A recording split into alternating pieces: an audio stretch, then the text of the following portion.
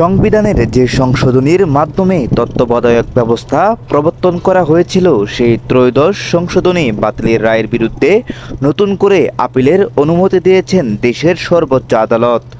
প্রধান বিচারপতি সৈয়দ রেফাত আহমেদের নেতৃত্বাধীন ৭ বিচারকের পূর্ণাঙ্গ আপিল বিভাগ মঙ্গলবার এই সিদ্ধান্ত নিয়ে আপিল শুনানির জন্য ২১ অক্টোবর দিন রেখেছে।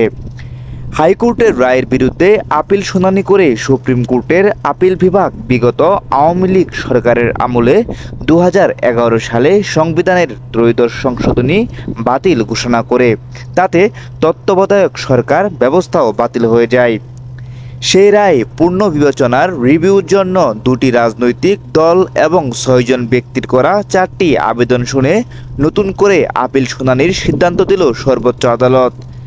আদালতে আবেদনের পক্ষে শুনানি করেন আইনজীবী জয়নুল আবেদিন, ব্যারিস্টার রুহুল কুদ্দুস কাজল, অ্যাডভোকেট মোহাম্মদ শিশির মনির।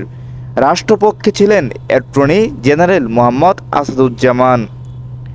১৯৯৬ সালে আওয়ামী লীগের নেতৃত্বে বিরোধী দলগুলোর আন্দোলনের চাপে তত্ত্বাবধায়ক সরকারের বিধান এনে সংবিধানে ত্রয়োদশ সংশোধনী সংসদে পাশ করে তৎকালীন বিএনপি সরকার। আওয়ামী লীগ সরকারের সময়ে ১৯৯৮ সালে ওই সংশোধনীর বৈধতা চ্যালেঞ্জ করে হাইকোর্টে রিট আবেদন করেন এম সলিমুল্লাহ সহ ৩ জন আইনজীবী।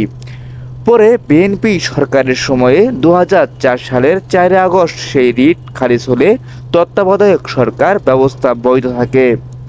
হাইকোর্টের ওই রায়ের বিরুদ্ধে ২০০৫ সালে আপিল করেন রিট আবেদনকারীরা।